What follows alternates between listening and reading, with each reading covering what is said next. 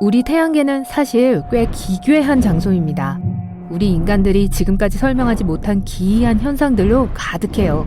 거대하고 발견되지 않은 행성이 해왕성 뒤에 숨어 있다는 소문이 있고, 명왕성에는 얼음을 내뿜는 화산들이 있고, 화성의 거대한 협곡에는 미국 영토 전체가 들어갈 수 있다고 합니다. 자, 가장 신비로운 태양계의 사실들을 살펴보면서 그 모든 것이 사실인지 알아볼게요. 태양계의 나이는 46억 살이에요. 정말 오래됐죠.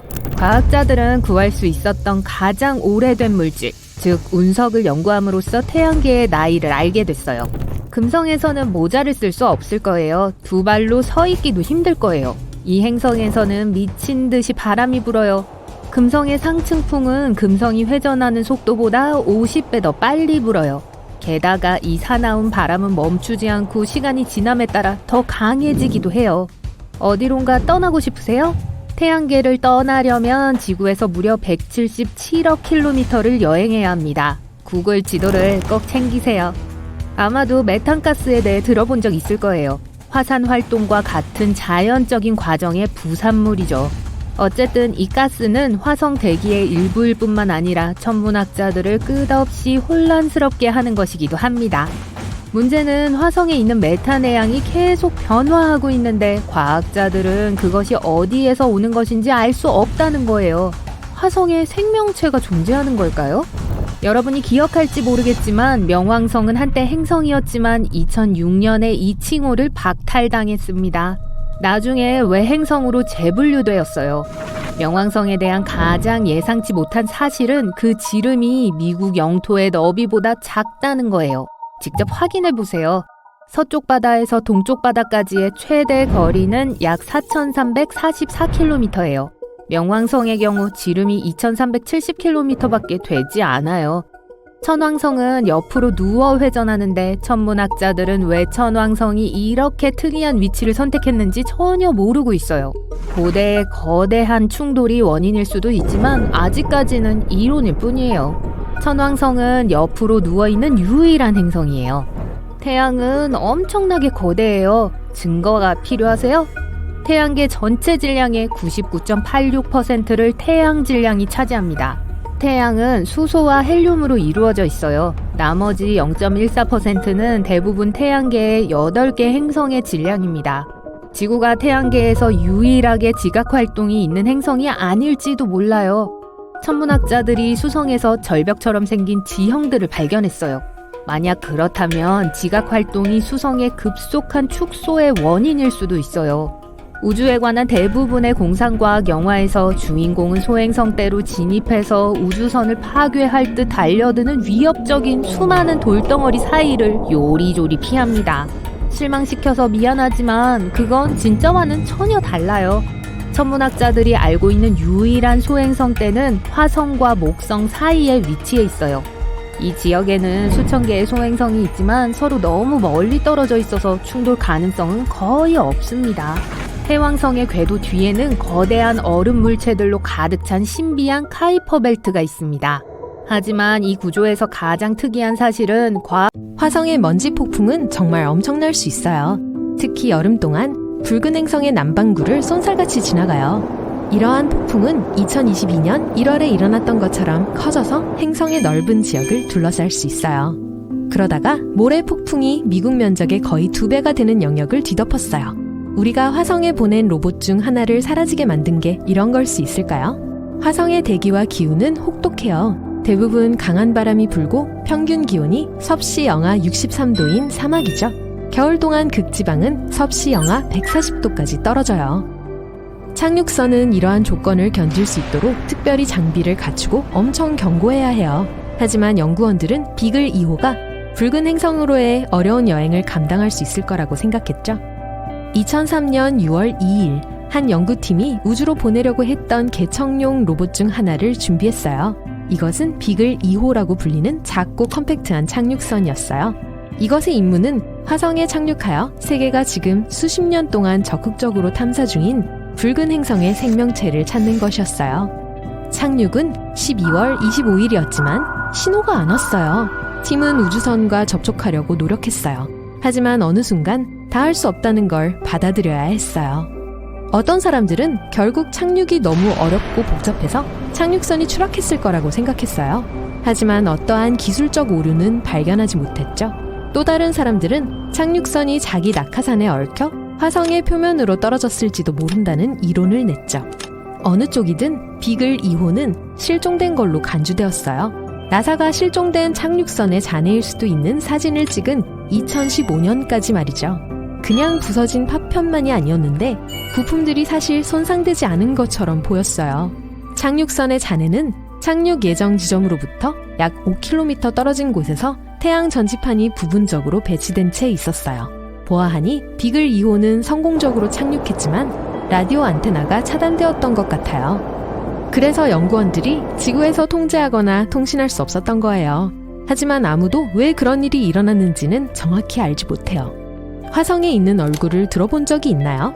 1970년대에 나사의 우주선 중 하나가 얼굴 형태 같아 보이는 화성 표면의 상징적인 이미지를 촬영했어요. 사진 윗부분에서 볼 수 있듯이요. 만약 상상력이 풍부하다면 여러분은 코, 두 눈, 입, 그리고 특이한 머리 모양을 쉽게 볼 수 있을 거예요. 어떤 사람들은 심지어 그게 다른 문명에 의해 붉은 행성에 세워진 기념물이라고 생각했어요. 사람들이 화성에서 발견한 다른 특이한 것들은 어떤가요? 해피페이스 분화구처럼요. 왜 이런 별명을 가지고 있는지 쉽게 알 수 있을 거예요. 또는 다른 모양의 바위도 있어요. 팬케이크, 브라키오사우루스 또는 물고기와 같은 것 말이에요. 또 화성 표면에는 와플 모양의 섬이 있어요. 이것은 용암이 흐르는 지역에서 볼 수 있는 2km 넓이의 모양이에요. 이건 아마 아래에서 용암이 이 지형을 밀어낸 결과일 수 있어요. 또 천문학자들이 푸른 모래 언덕의 이미지를 가지고 있는 것 같아요. 강한 바람이 긴 줄로 조각한 놀랍고 어두운 모래 언덕의 바다예요. 행성의 북쪽 극지방을 둘러싸고 있고 텍사스만큼 큰 지역을 덮고 있어요.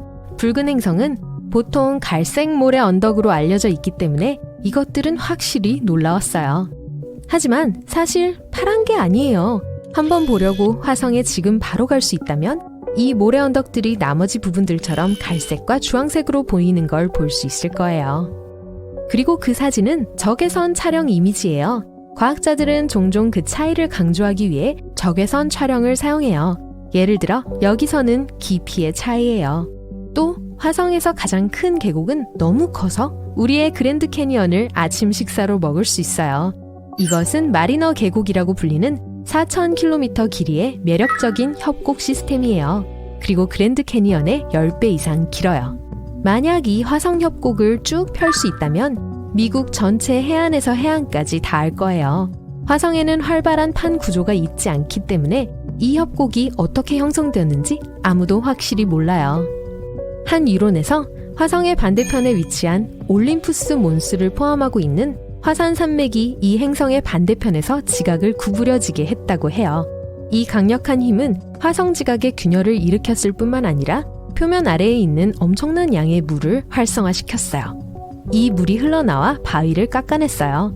그 힘은 빙하도 활성화시켰어요. 그리고 아마도 이 거대한 협곡 시스템에 새로운 길을 만들었을지도 몰라요. 가장 강력한 폭발은 30억에서 40억 년 전에 일어났을 수 있는데 화성 표면의 화산은 약 5만 년 전에 폭발했을 수 있어요. 하지만 오늘날 이 행성에는 활화산은 없어요. 행성이 형성되는 동안 내부에 저장된 대부분의 열은 사라졌어요. 그래서 지금 녹은 암석이 표면에 닿기에는 화성의 외부 지각이 너무 두꺼워요. 하지만 오래전 분출이 거대한 화산을 형성했어요. 그리고 이 화산들은 아마도 화성의 표면으로 홍수를 방출한 얼음 퇴적물을 녹이는데 중요한 역할을 했을 거예요. 화성은 지구의 1% 미만의 대부분은 이산화탄소인 가스 용량을 가진 얇은 대기를 갖고 있어요. 하지만 40억 년 전에는 지금보다 훨씬 따뜻하고 습했어요. 그때는 대기도 더 두터웠을 거예요. 그래서 강력한 온실 효과를 내고 햇빛을 가둘 수 있었던 거죠. 또 화성은 강력한 자기장을 갖고 있었어요. 지구와 비슷하게 행성 핵에 있는 녹은 금속의 전류 때문에 형성되었어요. 하지만 우리의 고향 행성과는 달리 화성은 핵이 식은 후에 자기장을 잃었어요. 그리고 그것 없이는 화성은 태양으로부터 오는 하전 입자의 흐름인 태양풍으로부터 어떤 보호도 받지 못했어요. 태양풍은 불과 몇 억 년 만에 화성의 대기 대부분을 앗아갔어요. 대략적으로 말이죠. 이게 강력한 화성의 먼지 폭풍을 훨씬 더 강하게 만들어요. 화성은 매혹적인 역사를 가지고 있어요. 행성의 빙하로 판단하건대 화성은 아마도 지구와 마찬가지로 여러 빙하 시대를 거쳤을 거예요. 한 연구팀이 약 6만 장의 화성 암석의 이미지를 찍었어요. 암석은 크기가 다양했고 무작위로 분포되어 있었어요. 즉, 다른 빙하기 동안 형성되었을지도 모른다는 의미죠. 빙하도 자신들의 이야기를 숨기고 있어요. 안에 어떤 종류의 가스, 바위 또는 심지어 미생물들이 갇혀 있을지 누가 알겠어요? 만약 타임머신을 타고 40억 년 전으로, 물론 화성으로 가서 멈출 수 있다면 여러분은 엄청난 홍수의 광경을 볼 수 있을 거예요. 어쩌면 행성 표면에 어떤 형태의 생명체가 존재할지도요. 붉은 행성의 게일 분화구를 형성했던 강력한 운석 충돌이 그 거대한 홍수를 촉발시킨 것일 수 있어요. 그 충돌 이후 화성의 온도는 엄청나게 뜨거워졌어요. 그게 그 당시 화성 표면에 저장되어 있던 모든 얼음을 녹이는 원인이 되었죠. 홍수가 너무 어마어마해서 행성 표면의 지질 구조가 바뀌었어요. 그것은 퇴적함의 파도와 함께 큰 잔물결을 조각했어요. 물 이야기가 나와서 말인데 수증기가 화성의 대기를 빠져나가는 게 발견되었어요. 또한 연구원들은 화성의 표면에서 물이 흐른 증거를 발견했어요. 흙에 검은 줄무늬가 있어요. 이것들은 여름에 커지고 겨울에 작아지는 것 같아요. 화성에는 말라버린 수많은 계곡과 하도가 있어요. 한때 이곳에서 액체 상태의 물이 흘렀을 가능성이 있어요. 지금은 그 대부분이 만년설 속에 갇혀 있을 수도 있고 심지어 표면 아래에 숨겨져 있을 수도 있어요. 점점 더 많은 것들이 화성에 사람이 살 수 있었다는 걸 암시해요. 화성은 로봇만 살고 있는 우리가 알고 있는 유일한 행성이에요. 5대의 탐사선이 화성의 인구를 구성하고 있죠. 그 움직임의 패턴을 설명할 수 없다는 거예요. 유일한 설명은 해왕성이 거대한 행성을 우리 시야에서 숨기고 있을지도 모른다는 거예요. 이 가상의 행성은 이미 플래닛 9이라는 이름을 가지고 있고 우리가 해야 할 일은 그 존재가 확인될 때까지 그저 기다리는 거예요. 지구의 화산은 명왕성의 화산과 많이 달라요. 불과 얼음처럼요. 말 그대로요. 지구의 화산은 용암을 내뿜지만 명왕성의 화산은 얼음을 내뿜어요. 물이 얼면 팽창하고 이 거대한 압력이 계속 쌓이다가 어느 날 갑자기 쾅! 하고 얼음이 분출됩니다. 그 과정에서 새로운 얼음 화산이 형성돼요. 토성의 위성 중 하나인 라페투스는 독특한 색을 가지고 있어요. 2가지 색이에요. 절반은 밝은 색이고 다른 절반은 무서울 정도로 어두워요. 과학자들은 아직 이 미스테리를 밝혀내지 못했어요. 명왕성의 대기에는 또 하나 이상한 점이 있습니다. 첫째, 지구의 대기에 비해서 명왕성의 표면에서 훨씬 더 높이 솟아 있어요.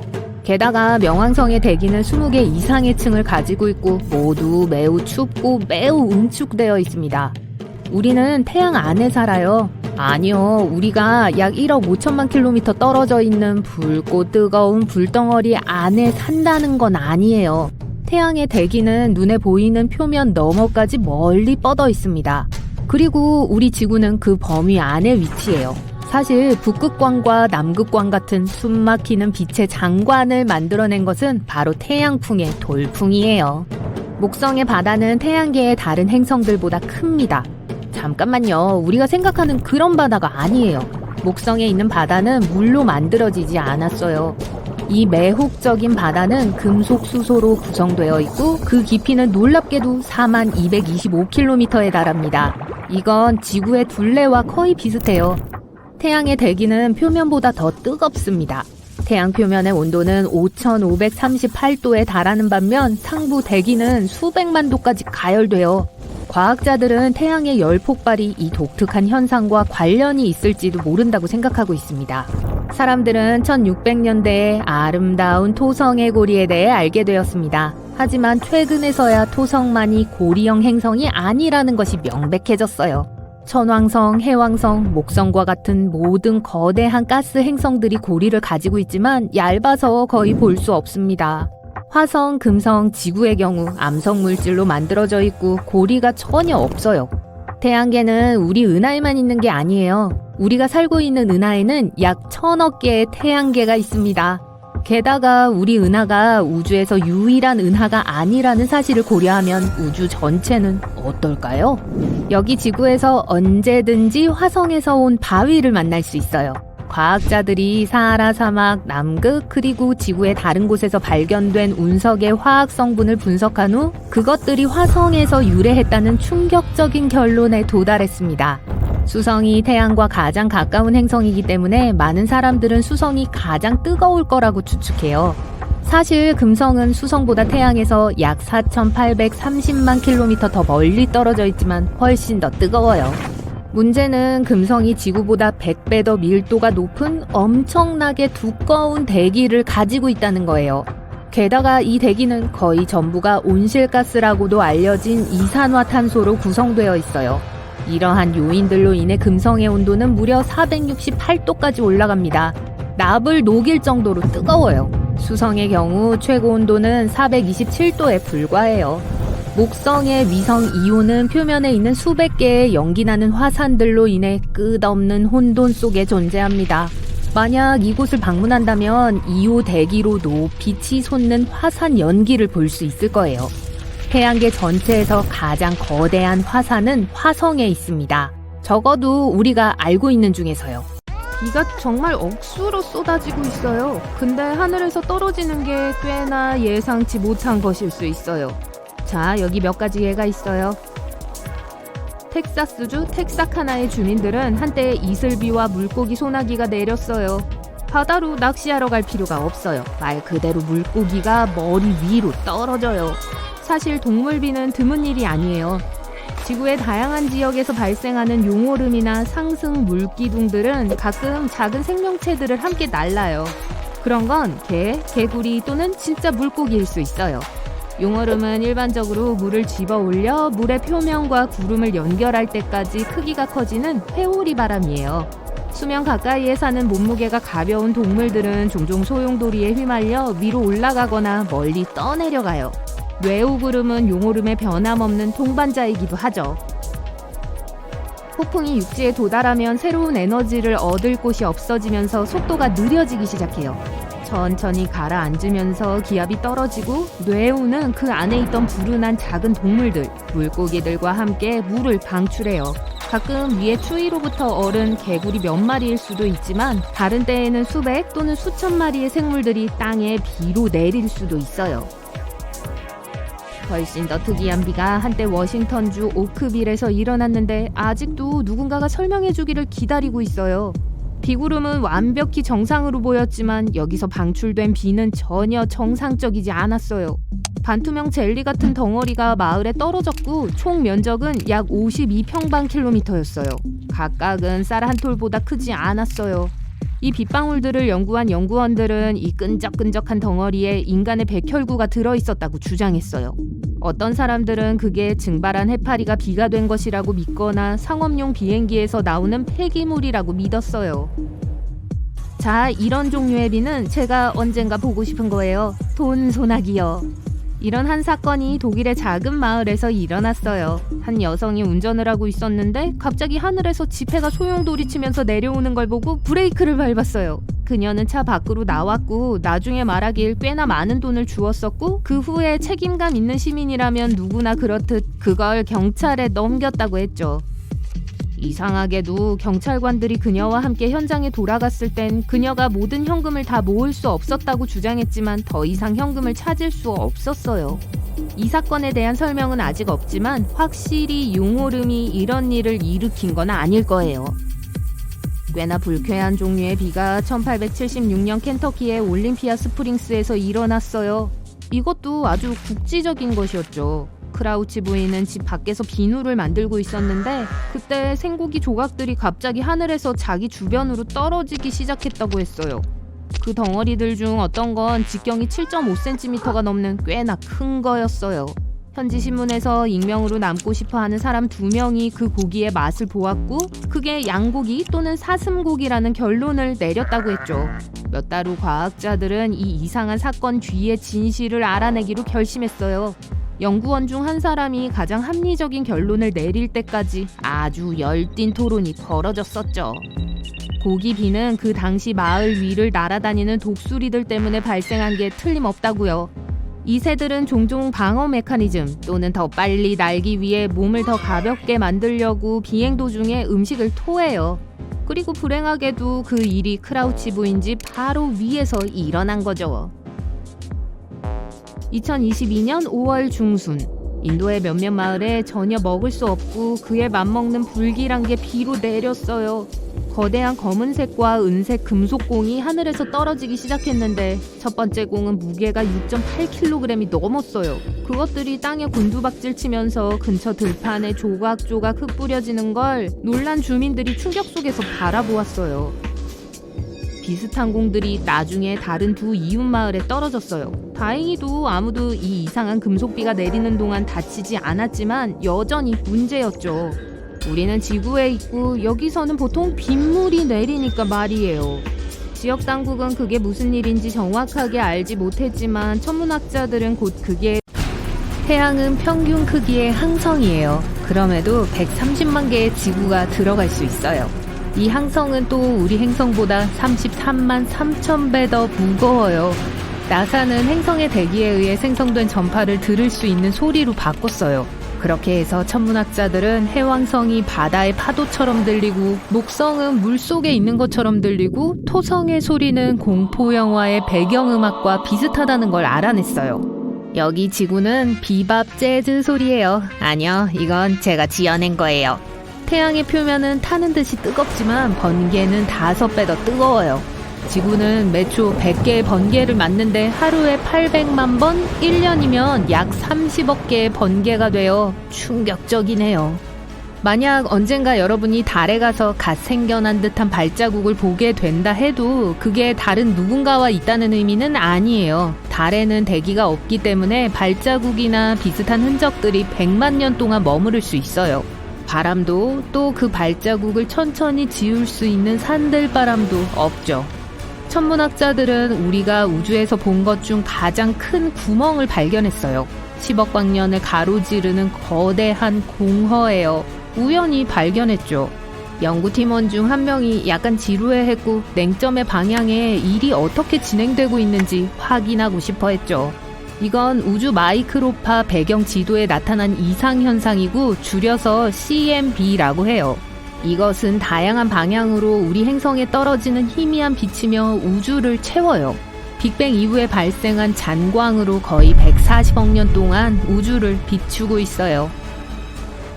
그래서 여러분은 블랙홀의 심장부로 떨어져 슬픈 최후를 준비해요. 그럴 필요 없어요. 블랙홀에 빠지는 게 꼭 여러분이나 우주선을 파괴하는 건 아니에요. 살아남기 위해서는 더 큰 블랙홀을 선택해야 해요. 만약 작은 블랙홀에 빠지면 이것의 사건의 지평선은 너무 좁아요. 그리고 중력은 1cm마다 증가하죠. 그래서 팔을 앞으로 뻗으면 손가락의 중력이 팔꿈치보다 훨씬 강할 거예요. 이게 여러분의 손을 길게 만들어 약간의 불편함을 느끼게 될 거예요. 솔직히 말하자면 상당히 말이죠. 만약 여러분이 은하 중심에 있는 것과 같은 초대질량 블랙홀에 빠지면 상황은 바뀌어요. 이것들은 태양보다 수백만 배 더 무거울 수 있어요. 여기 사건의 지평선은 넓고 중력은 그렇게 빨리 변하지 않아요. 그래서 여러분의 발 뒤꿈치와 머리 꼭대기에서 느낄 수 있는 힘은 거의 같을 거고 블랙홀의 중심부까지 갈 수 있어요. 이 근거 없는 이야기는 깨졌어요. 만약 우주에서 매우 감동적인 영화를 보고 울기 시작한다면 눈물은 흘러내리지 않을 거예요. 눈물은 눈알 주변으로 모이게 돼요. 눈이 너무 건조해져서 타는 것 같은 느낌이 들 거예요. 혀의 표면을 포함해 몸에 노출된 액체는 증발할 거예요. 불에 타는 것에 대해 말하자면 이건 불이 우주에서 할 수 없는 것 중 하나예요. 산소 흐름이 있으면 불이 번질 수 있는데 우주에는 산소가 없기 때문에 일단 폭발하면 별들은 원래 다시 살아나면 안 돼요. 하지만 어떤 별들은 거대한 초신성 폭발에서 살아남았어요. 그런 좀비 별들은 꽤 드물어요. 과학자들은 LP40-365라고 불리는 정말 큰 걸 발견했어요. 부분적으로 불에 탄 백색 외성이에요. 백색 외성은 수소를 모두 태운 별인데 그 수소는 이전에는 그것의 핵 연료였어요. 이 경우 최종 폭발은 아마 보통 때보다 약했을 거예요. 별 전체를 파괴할 만큼 강력하지 않았을 거예요. 마치 별이 폭발하고 싶었지만 성공하지 못해서 그 물질의 일부가 여전히 살아남은 것처럼요. 만약 우주에 간다면 우주선에 있지 않는 한 우주복을 벗지 마세요. 신체의 나머지 부분에 있는 산소뿐만 아니라 폐에 있는 공기도 확장될 거예요. 여러분이 풍선처럼 될 거예요. 보통 크기의 2배로요. 좋은 소식은 피부가 여러분을 지탱할 수 있을 만큼 충분히 탄력이 있어서 여러분이 폭발하지 않는다는 거죠. 조금 위안이 되네요. 어떤 게 블랙홀로 들어가면 모양이 바뀌고 스파게티처럼 늘어나게 돼요.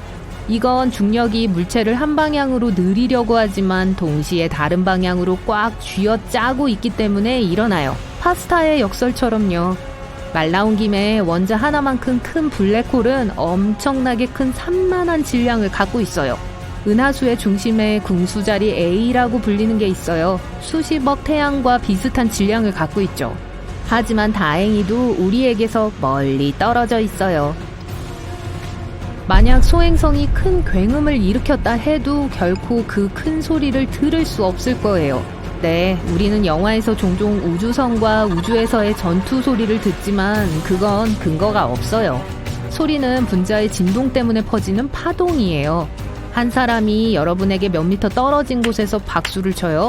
음파는 박수 옆에 있던 첫 번째 공기 분자를 밀기 시작하고 그 다음 두 번째, 세 번째, 그리고 그 다음 파동이 여러분의 귀에 닿을 때까지 밀기 시작해요. 그래서 소리를 퍼뜨리기 위해서는 공기나 물과 같은 분자가 필요해요. 우리 대기권에서는 음파가 아주 잘 퍼져나가지만 우주는 진공 상태예요. 그래서 여기엔 아무것도 없어요. 손뼉을 크게 칠 수는 있지만 진동에서 그 소리를 전달할 수 있는 분자가 없어요. 그래서 대화를 계속하기 위해서는 라디오나 엄청 뛰어난 입술 읽기 기술이 있어야 할 거예요. 유성체는 태양 주위를 돌고 있는 반면 인간이 만든 대부분의 파편들은 지구 주위를 돌고 있어요. 예를 들어 우리는 전 세계적으로 위성에서 로켓선에 이르기까지 거의 9,000대의 우주선을 발사했어요. 심지어 아주 작은 조각들도 이렇게 빠른 속도라면 우주선을 손상시킬 수 있어요. 은하, 행성, 해성, 소행성, 별, 우주 물체들은 우리가 실제로 우주에서 볼 수 있는 것들이에요. 하지만 이건 전체 우주의 5% 미만을 차지해요.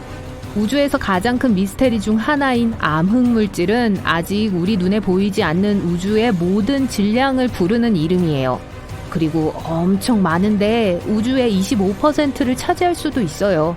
암흑 에너지는 우주의 나머지 70% 정도를 차지해요. 다 합치면 100이 되죠? 좋아요. 이제 달을 봅시다. 늘 한쪽으로만 우리를 바라보죠? 이건 달에는 어두운 면이 있고 태양광선은 그곳에 절대로 도달하지 않는다는 걸 의미해요. 이건 근거 없는 말이에요. 요점은 달이 지구와 중력적으로 묶여 있다는 거예요. 거기에도 낮과 밤이 있어요. 단지 이 자전이 지구의 자전과 완벽하게 일치한다는 거죠. 그래서 달을 볼 때마다 한쪽 면만 볼 수 있는 거예요. 그곳에도 태양이 비치는 날이 있는데 어두운 면이 아닌 다른 쪽 면이에요. 그리고 심지어 이곳을 찍은 사진도 있어요. 태양계 전체에서 가장 큰 분화구 중 하나인 남극 아이켄 둥지가 있어요. 이건 텍사스 2개만큼 넓어요. 이랴! 사실이 아닌 걸로 밝혀진 한 가지 썰은 사람들이 실제로 달에 가본 적이 없다는 거예요. 이건 그곳에 있었던 최초 우주 비행사들의 우주복이에요. 신발 밑창을 보세요. 어떤 사람들은 이런 발자국을 그곳에 남길 리가 없다고 주장해요. 사실 할 수 있었어요. 달에서 우주 비행사들은 여분의 부츠를 우주복 위에 신었고 그 밑창은 달의 발자국과 완벽하게 일치했어요. 우주 비행사들은 달을 떠날 때 그걸 필요로 하지 않았고 문워크가 끝났을 때 던져버렸어요.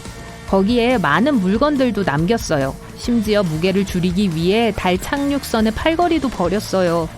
이제 모든 아폴로 달 탐사 임무를 포함하면 달에 있는 쓰레기의 총 무게는 대략 187톤이에요. 달 탐사 로봇 몇 대, 우주선 잔해, 6개의 달 탐사선, 그리고 남겨진 모든 실험을 포함하면요. 이건 보잉 737기 3대와 맞먹죠. 태양에 대한 또 다른 근거 없는 이야기는 태양이 노란색이라는 거예요. 이걸 위해 우주로 보내드리죠. 창밖을 내다보니 흰색이네요. 태양은 우리 대기의 필터를 통해서만 노란색으로 보여요. 공기의 구성과 그 두께는 항성의 빛을 왜곡시킬 뿐이에요. 하지만 별들의 색은 다양해요. 더 차가운 별들은 밝은 주황색과 붉은색이에요. 이건 보통 태양보다 더 매우 오래된 별들이에요. 하지만 젊고 아주 뜨거운 별들은 밝은 파란색이에요. 태양은 이 스펙트럼의 중간쯤에 있어요. 소행성에 대한 근거 없는 이야기가 하나 더 있어요. 화성의 궤도보다 조금 더 멀리 날아가야 해요. 우와, 소행성대에 왔어요. 그리고 계속해서 거대한 바위와 얼음 덩어리를 피해야 해요. 빽빽한 소행성 구름에 들어왔어요. 아니에요.